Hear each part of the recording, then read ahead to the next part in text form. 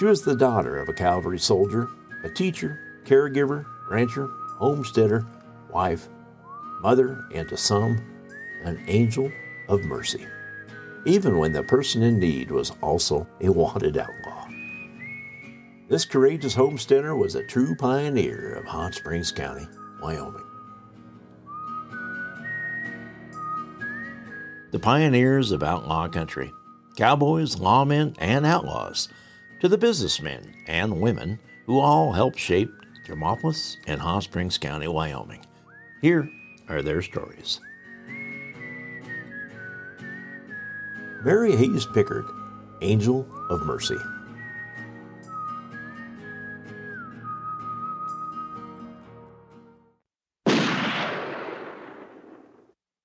The gunshots echoed throughout the hills. The lawmen were hunkered down in a gulch with their rifles, defending their position.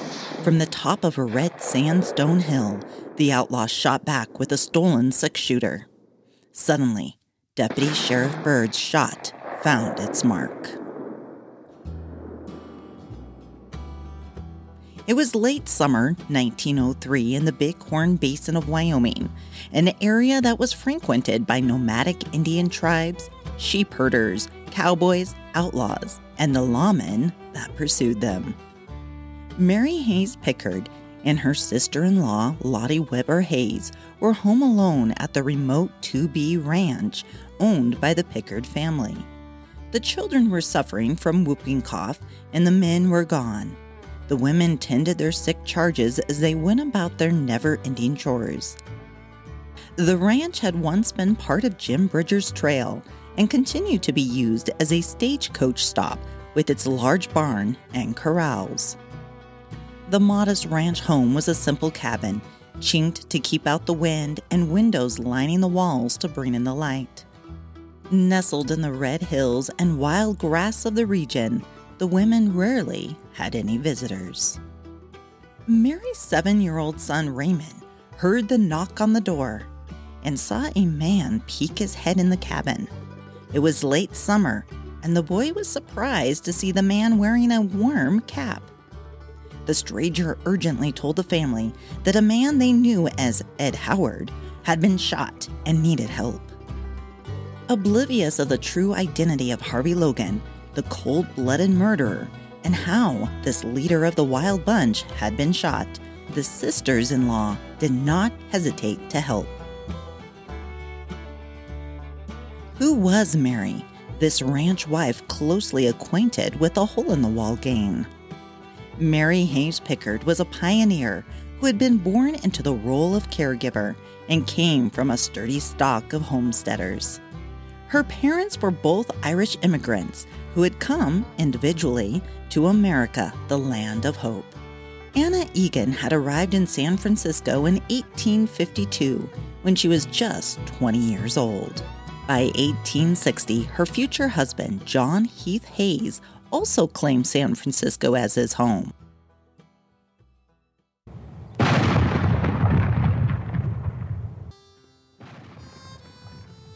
One year later, he was caught up in the war between the states. The Civil War began in 1861 and was felt even in this remote outpost of America.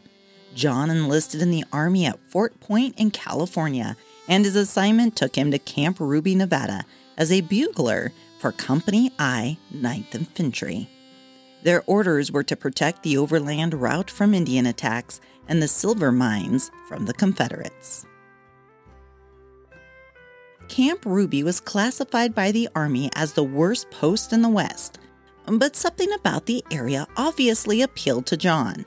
After mustering out of the Army in 1865, John remained in Ruby Valley, Nevada, as a rancher. He married Anna in San Francisco and took his new bride back to his homestead.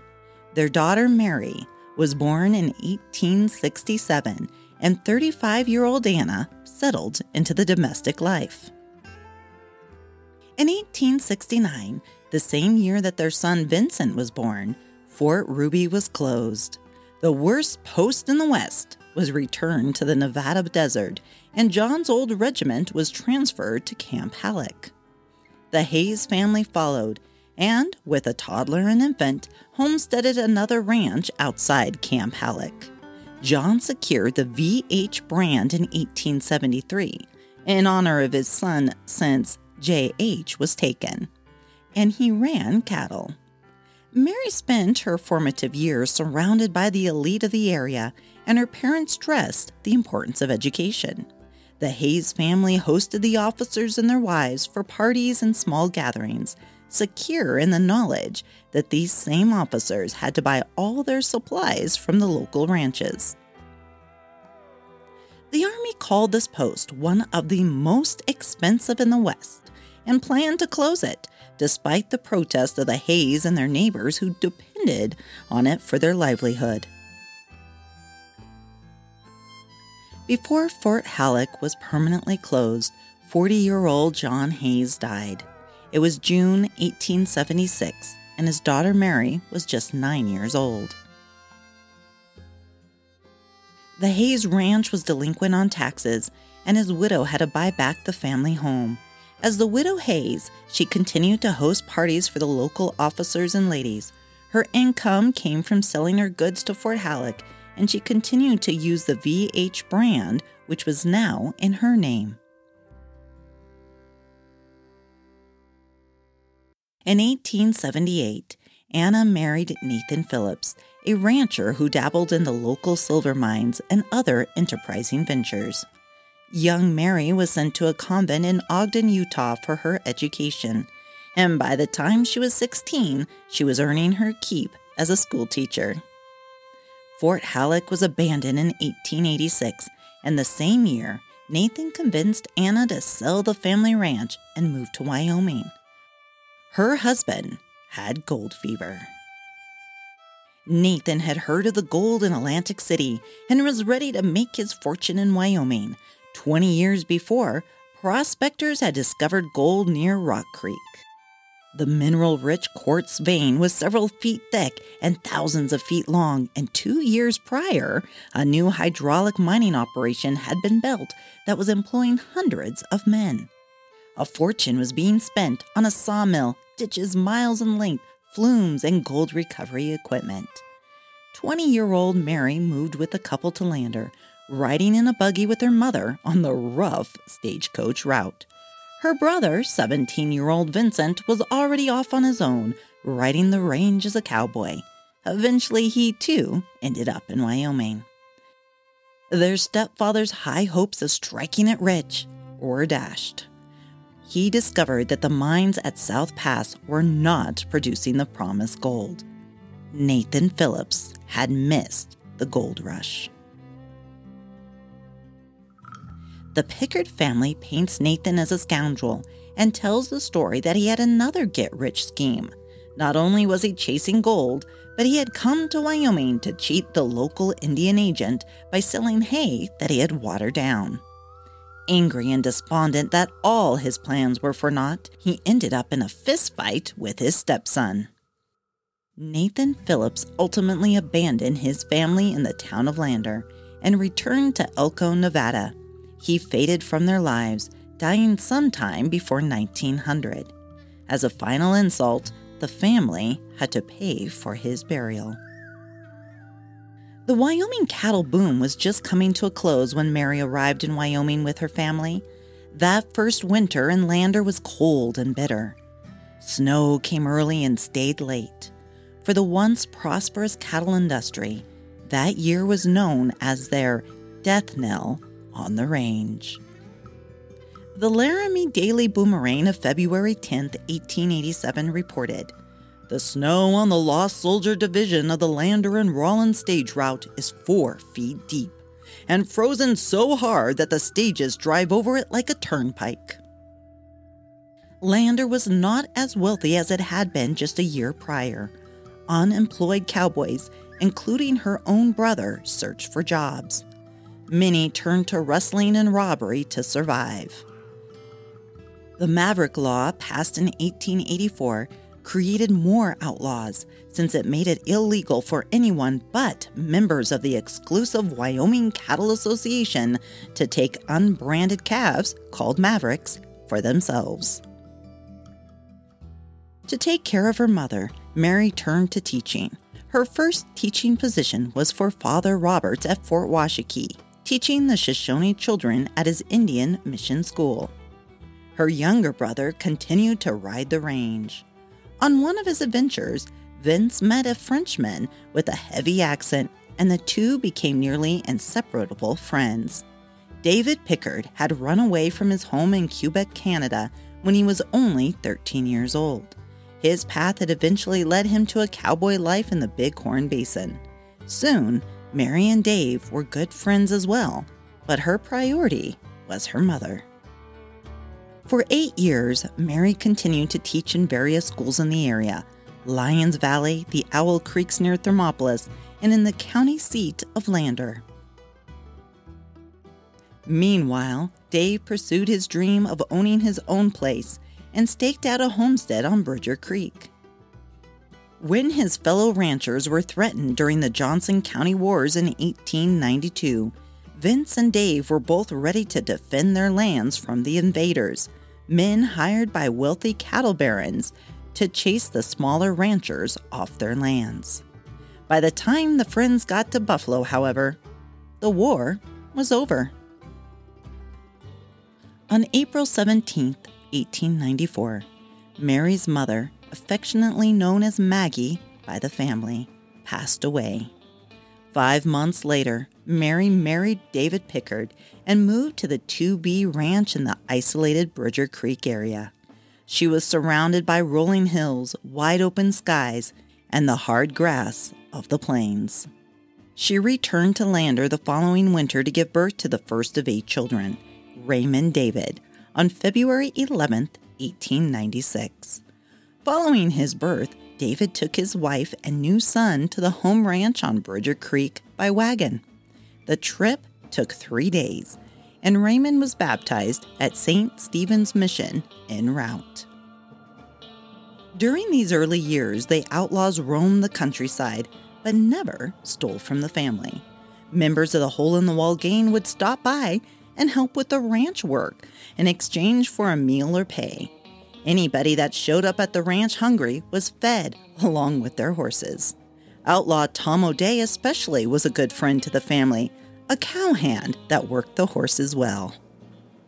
Their friendships with the outlaws extended beyond mere Western hospitality. David Pick-erd was one of the Wyoming ranchers who had an agreement with Butch Cassidy and the Wild Bunch. He would make sure that fresh horses were always in the family corral. Some mornings, according to his son Raymond, he would find different horses in the corral than the ones from the night before. It was never discussed, and just part of life on the frontier. Although it wasn't well known at the time, the Hole-in-the-Wall gang spent a lot of effort planning a robbery, and part of that planning was having fresh horses. Butch Cassidy painstakingly laid out an escape route in advance, bolstered by relay teams of fresh horses that would be always available at certain corrals, such as the one at the 2B Ranch. Although Dave and Mary worked hard, they also played hard. On occasion, they would load all their kids up in the buckboard and travel for miles to a distant neighbor's house or a community school. All the neighbors would bring food and they would stay for a day or two. One of these gatherings became famous, and an incident from the dance was included in the book by Owen Wister, the Virginian. The Pickards attended a gala in Lost Cabin where a practical joke was pulled on a few of the parents. All the children were sleeping in another room while the adults were dancing until daylight. The prankster wrapped the children with blankets and mixed them up. One dance-weary mother had gotten all the way home before she realized that she had the wrong child. Despite the occasional social outing, life was a struggle. The chores never ending, especially with a growing family. Mary made do without many luxuries of life, such as store-bought soap or refrigeration. In 1899, her baby daughter, Frances Louise, had died and was the first to be buried in the family cemetery. The grieving mother needed help. When a freighter came by one day, he offered the services of his teenage daughter, and Mary gratefully hired Lottie Weber. Lottie fit right into the family. One day, while the younger woman was boiling water for laundry, young Raymond was running around kicking sand in the fire. Lottie responded by picking him up and plopping him into one of the big, empty pots. The young boy yelled for help and learned his lesson not to cross Lottie. In 1900, 19-year-old Lottie married Vincent, and Mary now had a sister to share in the ranching life. Vincent and Lottie's ranch was not far from the Pickards, and they raised their families together as siblings, more than just mere cousins. That was why it was not a strange thing that the two women were home alone with the children when an injured outlaw showed up on their homestead in late summer 1903. Even though Mary knew him as Ed Howard, the outlaw's real name was Harvey Logan, and his alias was Kid Curry, leader of the Hole-in-the-Wall gang. In 1901, while Mary was toiling away on the ranch, eking out a living from the harsh soil, Logan robbed the Great Northern Train in Montana, stealing at least $40,000 worth of unsigned bank bills. He was arrested for the theft in Knoxville, Tennessee, and by July 3, 1903, the kid had escaped from jail. He headed back home to Wyoming. Kid Curry was next seen near Casey on foot with W.H. Howland, a rancher from Buffalo. The men stole 2 horses, saddles, chaps, and a 6-shooter from the McDonald Ranch and headed about 40 miles southwest to a place of refuge, the Walt Putney Ranch on Bridger Creek, a close neighbor of the Pickards. Walt had been a member of the Hole-in-the-Wall gang, but was now peacefully raising cattle. Deputy Sheriff Leonard Beard and Alva Young trailed the thieves up the Red Valley to Putney's ranch. Once there, they saw 2 men riding over a hill to the west. The officers followed the men on horseback, and while they were riding down into a gulch, they saw a man coming back on foot over the top of the hill. It was Kid Curry, ready to dissuade the men from following using his stolen 6-shooter. The officers dismounted and got into a small ravine. A gun battle between Logan and the officers ensued, the gunshots echoing off the hills. Suddenly, Logan was hit. His partner immediately came out of hiding with the 2 horses and helped Logan on his horse. Desperately, they made their escape. The sheriff tried to follow them through the maze of hills, but lost their tracks.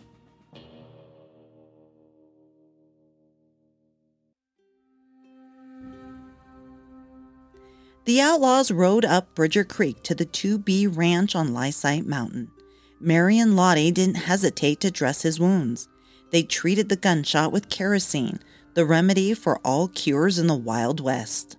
The man needed shelter, so the women put him in the potato cellar with his partner standing guard. When their husbands returned home, they were shocked to learn of what had transpired. They immediately moved the injured Kid Curry to the Pickard's Lake Creek winter camp on the opposite side of Lysite Mountain, 25 miles from Thermopolis. Logan's partner again stood guard. 2 men, who some say were David and Vince themselves, rode to Thermopolis to fetch a doctor. They were wearing masks and heavily armed when they called at Dr. Julius A. Shelke's office. They blindfolded the doctor and took him by buggy to their camp. Dr. Shelke was taken into a room where blankets were hung up around a bed, so he could not recognize where he was. According to Dr. Shelke, the man had been shot through the groin with a soft-nosed rifle bullet. The doctor dressed the wound and was taken back home just as the sun was rising. He was given a generous fee and told to remember nothing that had transpired that night. A few nights later, he was once again fetched in the same manner to treat the wound which had become infected. the patient was delirious. The physician told the men that, in his opinion, death would result within a few days. The physician was then blindfolded and returned to Thermopolis as before, and he was again given a large amount of money for his troubles. Logan was removed from this place by friends and taken to an island out in the Big Horn River where Pickard and Hayes kept their milk cows. Supplies were taken to him twice a day when the cows were milked. Kid Curry was not moved again, and he stayed on the island until he recovered. The doctor received no more calls to tend the wounded man. It is said by some that Kid Curry did not die but went away. He declared that he would never again steal a horse or a cow, that he was through with the train robbing business, and that he intended to settle down and live a quiet, peaceful life. Pickard and Hayes family oral history say that, despite the newspaper accounts to the contrary, Harvey Logan survived and did not die from that gun wound or another reported gunfight in Parachute, Colorado. In the 1930s, he was seen around the area by the now-grown Pickard and Hayes children. He told them to thank their parents for saving his life during the outlaw years of Hot Springs County. Meanwhile, Dave Pickard and his partner Vince Hayes were later arrested by Sheriff Webb, Deputy Sheriff O'Brien, and Pinkerton agent Joe LaForce on what the two men said were trumped-up charges. Once more, Mary and Lottie were left to tend to ranch business by themselves. The arrest and court proceedings made the front page throughout Wyoming. The ranchers had been accused of giving a hole-in-the-wall gang member, Tom O'Day, a false alibi for a wrestling charge. He was, the men had claimed, their cowhand who had worked for the 2B on the day he was accused of stealing a horse elsewhere. David and Vince were convinced that they had been arrested in revenge for giving aid to Kid Curry. The officers' attempt to get even did not materialize when Pickard and Hayes were ultimately found not guilty of bearing false witness. Tom O'Day, ironically, was found guilty and sent to prison. After saving the outlaws, the family prospered. By 1906, Dave had moved his family out of the rough-hewn cabin into a larger home overlooking the large barn and stable. 4 years earlier, Mary had lost a second baby daughter, Bertha. This grief, combined with the harsh winters at 2B, had gotten unbearable, causing her to spiral into a deep depression. Dave agreed to move her off the ranch to a warmer climate. For the next few winters, the families lived in Pasadena, California, in their own house with servants. Mary's two youngest sons, Armand Duke and David Renee, were born there when she was in her early 40s. Mary had her own buggy and mingled with the cream of society. Duke's pony was even brought from Wyoming one year so that the young boy could ride in the Rose Bowl parade. Stories of their time in Cali include the Filipino cook who used to chase the kids out of the kitchen with a knife. Their prosperity was not to last. In 1918, the Spanish flu swept through Wyoming, and Marion, Mary's oldest daughter, newly married and in the prime of life, died. It was the saddest season of Mary's life. She could see her daughter's grave on the barren hill from the old 2B cabin and felt so alone. Her oldest son, Raymond, was off fighting in the Great War overseas, and life on the ranch never felt so bleak. Then one spring, they came home from California and discovered that they had no cattle left on their ranch. It had been a tough winter, and their cows and livelihood had all perished. The Pickards went into bankruptcy and lost the 2B ranch. Mary and Dave were not ones to give up. They homesteaded on Badwater, trading their red hills and green meadows for greasewood and rabbit brush on a piece of land that others had given up on. Throughout the 1920s, they herded sheep for other people rather than running their own cattle. It was a hard way to make a living, but they maintained their pride as they worked the land. Dave and Mary eventually moved to the neighboring town of Worland to live with one of their daughters. Their lives had not always been easy as they forged a living for their family in this wild land. Yet, they succeeded, for today, many of their descendants remain tied to Hot Springs County, a testimony to the Pickard's perseverance. Years later, their children successfully bought back portions of the original homestead that had been bought with their parents' sweat and tears. It is their personal legacy and tribute to Dave and Mary Picard. In 1941, 74-year-old Mary Hayes Picard died in Worland. This woman, who had been the caregiver for so many in her lifetime, exited this world surrounded by the love of family.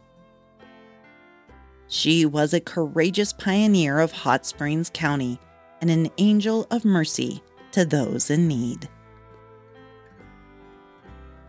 Mary Hayes Picard.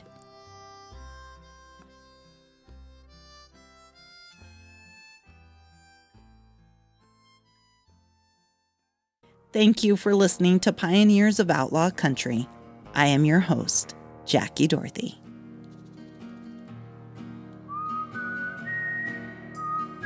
Be sure to subscribe to Pioneers of Outlaw Country so you don't miss a single episode of this historic series. The stories of our pioneers were brought to you by the Hot Springs County Pioneer Association, and this podcast was supported in part by a grant from Wyoming Cultural Trust Fund, a program of the Department of State Parks and Cultural Resources. This is a production of Legend Rock Media.